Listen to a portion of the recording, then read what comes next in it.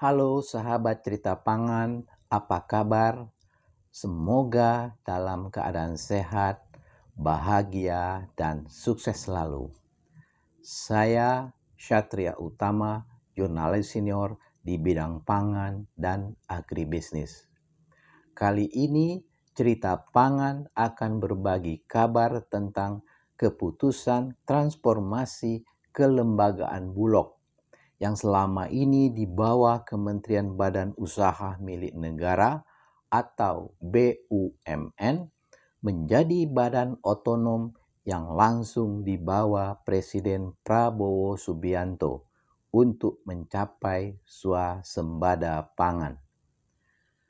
Keputusan transformasi tersebut disampaikan Zulkifli Hasan, Menteri Koordinator Bidang Pangan, bersama Rahmat Pambudi, Menteri Perencanaan Pembangunan Nasional, Kepala Badan Perencanaan Pembangunan Nasional pada November 2024. Sekarang ini dalam proses diskusi dan pertimbangan yang lebih matang tentang status Bulog ke depan.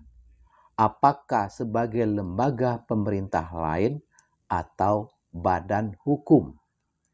Selama ini sebagai lembaga komersil, tentunya Bulog cenderung mengejar profitabilitas atau keuntungan.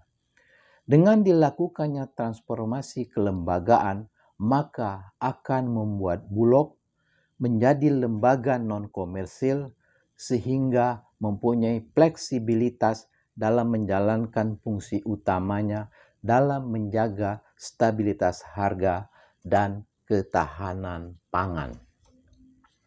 Sebagaimana kita ketahui, pada era Presiden Soeharto, Koperasi Unit Desa atau KUD mempunyai peran sangat penting. Selain membeli gabah dari petani untuk dijual kepada Bulog, KUD juga menyalurkan modal kerja untuk petani. Jika butuh uang tunai, misalnya untuk biaya sekolah putra-putri mereka, petani datang ke KUD. Jika butuh pupuk, petani datang ke KUD. Jika mau jual gabah, petani datang ke KUD. Semuanya serba KUD. Selain itu, pada era Presiden Soeharto juga diterapkan instrumen kebijakan harga dasar. Jika harga gabah di lapangan atau di pasar di bawah harga dasar, pemerintah melalui Bulog wajib membeli gabah petani. Dengan demikian, petani mendapat kepastian pasar dengan harga paling tidak sesuai dengan harga dasar. Pemerintah ikut menanggung risiko petani.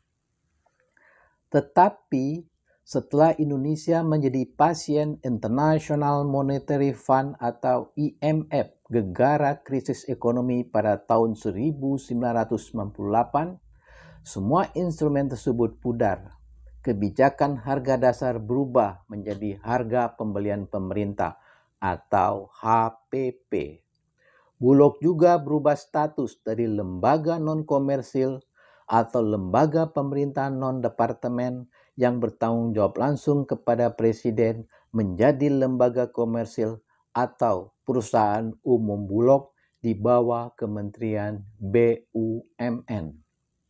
Dengan kebijakan HPP, pemerintah melalui Bulog hanya berkewajiban membeli gabah petani sesuai dengan kebutuhan. Selebihnya terserah kepada petani.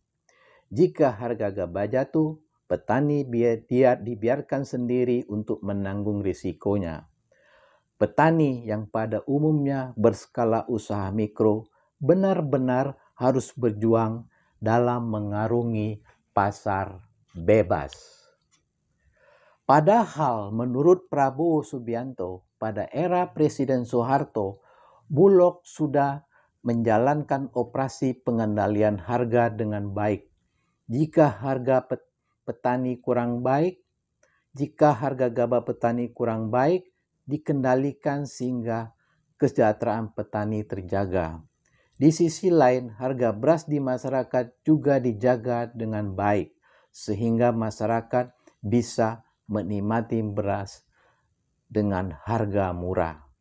Presiden Prabowo Subianto ingin mengembalikan status Bulog dari lembaga komersil menjadi lembaga non-komersil untuk mencapai swasembada pangan, salah satu program prioritas Kabinet Merah Putih. Transformasi kelembagaan Bulog dari berstatus BUMN menjadi lembaga otonom yang langsung di bawah Presiden Prabowo Subianto bisa menjadi harapan baru bagi petani. Bagi petani, mencapai swasembada pangan itu sebenarnya tidaklah sulit, asalkan ada kepastian pasar gabah dengan cuan yang menawan, sehingga petani berjuang untuk mewujudkan swasembada pangan. Ingat, petani mempunyai peran besar dalam produksi pangan. Nah, sahabat cerita pangan, terima kasih telah menonton tayangan ini. Semoga kabar transformasi kelembagaan Bulog ini bermanfaat. Cerita pangan hanya menyampaikan kabar, pemirsa yang membuat keputusan.